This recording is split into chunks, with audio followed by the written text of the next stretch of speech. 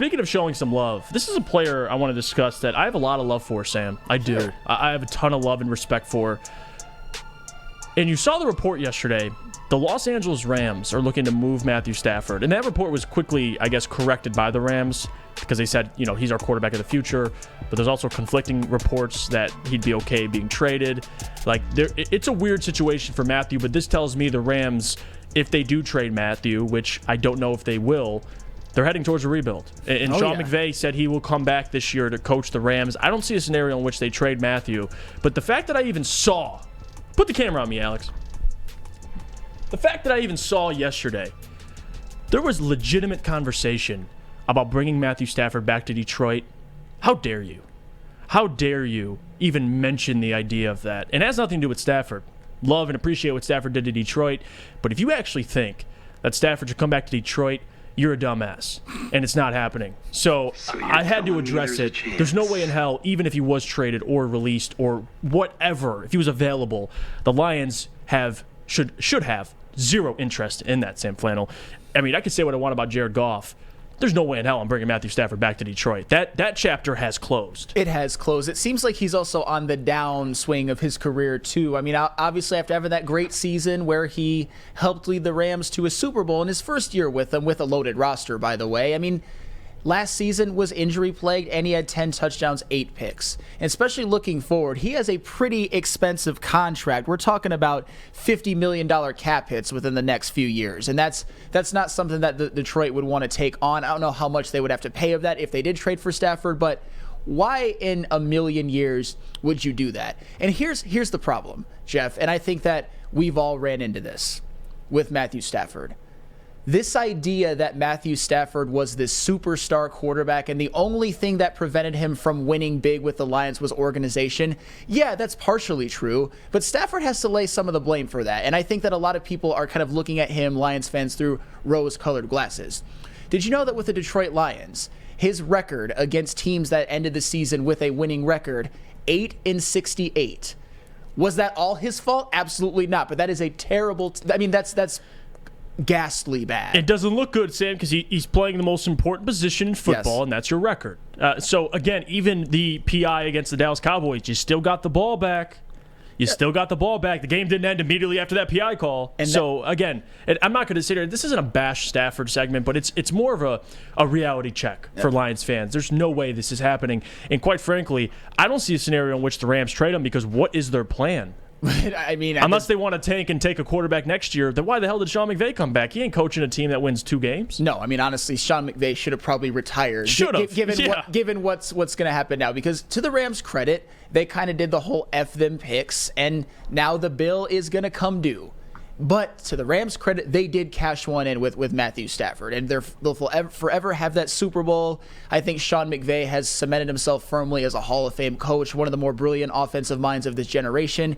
And Matthew Stafford's him winning a Super Bowl with the Rams kind of gives a lot of credence to the whole. Just get him with a good organization and a good team around him. If the Lions would have done that, maybe you could have done that with him. Like I said, the Lions. This idea that Matthew Stafford was just this superstar that the Lions failed, it's only partially true. I mean, we talk about that playoff game. I know we're not using this to bash Stafford, but in the last 3 quarters of that Dallas game, he led the offense to 6 points. Mm-hmm. In that playoff game at Seattle, he led the team as a whole to 6 points. That one at New Orleans, that wasn't his fault. The offense played well. The defense just gave up over 40. But why? And also Matthew Stafford, and this is another thing where it's not his fault. But he is kind of a symbol of the same old Lions of the past. And it wasn't his fault entirely because he was a damn good quarterback, arguably the best, probably the best in franchise history.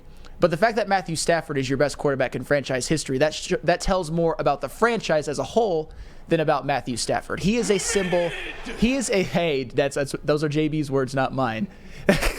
But he is kind of a symbol of the same old Lions of the past. And what they're looking towards now, it finally looks like their organization is well run. Brad Holmes already has shown, and this is Terry Foster's words, not mine, a long-suffering Lions fan and member of Detroit media. Yes. He says that Brad Holmes is the best GM in Lions history.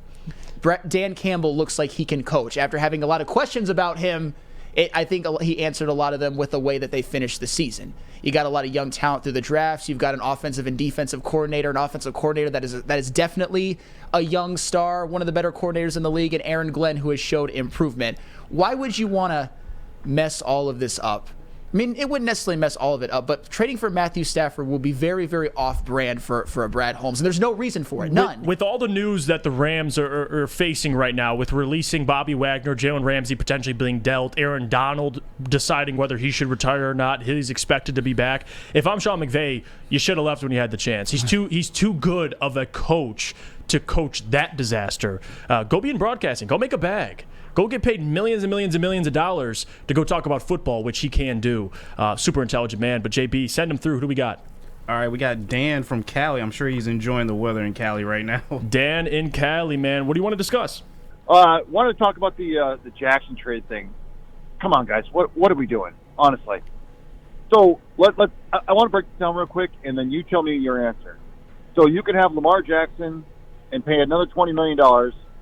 He's a good running back that throws the ball occasionally. Mm-hmm. His best season was 3,000 yards, which is about 800 yards less than Goff averages. And don't get me wrong, I'm not on the Goff bandwagon either. I mean, I think he's decent, but he's not your franchise guy. So if you want to break it down to next year, so we can have Lamar Jackson coming off a knee injury for another $20 million, or we could have Jared Goff, maybe take one of those number one picks that you would have given up for Jackson and turn that into Jalen Ramsey for one of those $10 million, and maybe Bobby Wagner for the other $10 million. And, oh, by the way, you still have another first-round pick. So my choices are a quarterback with a bum knee who can barely throw a football, or I can have Jared Goff, Jalen Ramsey, Bobby Wagner, and another first-round pick. You tell me. I'll wait. Yeah, Dan, honestly, the second option sounds a lot more intriguing. So you're spot on there. I think Lamar, the problem with that is not only there's 2 first-round picks, you're going to have to give up the $50 million extension. And you brought up some great points. I mean, he's only had one 3,000-yard season. They played 12 games the last 2 seasons. You talk about him and his career as a winner in the regular season. That's all truth, but we haven't seen much postseason success. So to take a chance and pay him a fully guaranteed contract, to me, is idiotic, Dan. So I'm with you. I'd rather just keep Jared for the time being. Maybe you draft his replacement, but I'd rather go spend those assets. And like you said, go get a Jalen Ramsey, go get a Bobby Wagner. I think you're spot on. Yeah, I mean, and have another first-round pick. Absolutely. Translate. I mean, so I don't even understand what people are talking about. Yeah. You know. No, go on, Dan. It no sense. But anyway, hey guys, thank you for what you do. This is my morning commute, and I listen to you guys every day on the way home and the way in. So. Thanks for helping me get this the drive over. Well, thank you for supporting the show, and you're welcome to call back anytime, Dan. Have a good one. All right, guys. Take care. Happy Friday. Yep. Happy Friday. So the point Dan was making, too, just about, because this quarterback conversation, it's not just Matthew Stafford. It all kind of ties together with what we're discussing. Jared Goff, I think we can both agree, we're not going to replace him for just anybody. No. No one's saying that. I think Jared Goff, you know what Jared can do. You know what he did last season. You know what he's capable of. And even through the lows of his career, we still know what he can do when you build a correct team around him. You give him a run game. You give him weapons. You give him protection. You give him good coaching. And he can come out and have that confidence he had early in his career. You saw it last year, Sam. Had one of his most productive seasons. And you're bringing back his offensive coordinator. Which is big. His favorite weapon in Amon-Ra St. Brown, his offensive line, and hopefully Jamison Williams can kind of become unlocked this season in this offense. So Jared Goff, I think the odds of him regressing are extremely low. I don't necessarily think he's going to turn into an MVP next year, but he doesn't have to. He certainly has everything in place for him to have another Pro Bowl caliber season. And we're not yet. With just anybody willy-nilly? Absolutely not. For the future, I don't know if Jared Goff is going to be the quarterback when you win a Super Bowl. I don't know that yet. I'm not necessarily ruling it out completely, but I don't know. But we're not talking about that as of yet. We're talking about if the Lions want to replace him, if they want to do anything at the quarterback position. The Lions have no reason why they should be desperate, why they should do anything stupid like Matthew Stafford or give up 2 first-round picks for a Lamar Jackson. Jared Goff is fine for now. There are smart ways in which you could kind of give contingency plans or even just play it right now. He's on a team-friendly contract. He's playing damn good football. Yeah, he is.